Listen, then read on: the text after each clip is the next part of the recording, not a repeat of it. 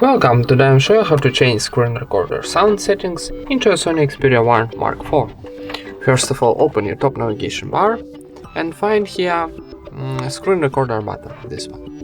If you don't have this button here, press to pencil, then scroll down to the bottom and find screen recorder button here, then press and hold and drag to top, like this, or add.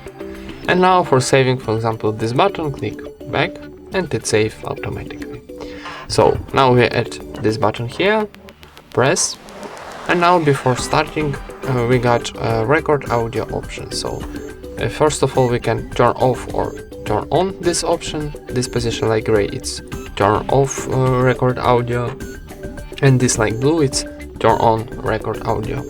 And if we tap on the record audio, here we get device audio option, microphone, and device audio and microphone option. So if you wanna, for example, device audio and microphone, press and it saves automatically, and turn on this option. And that's it. Thank you for watching, leave thumbs up and subscribe to our channel.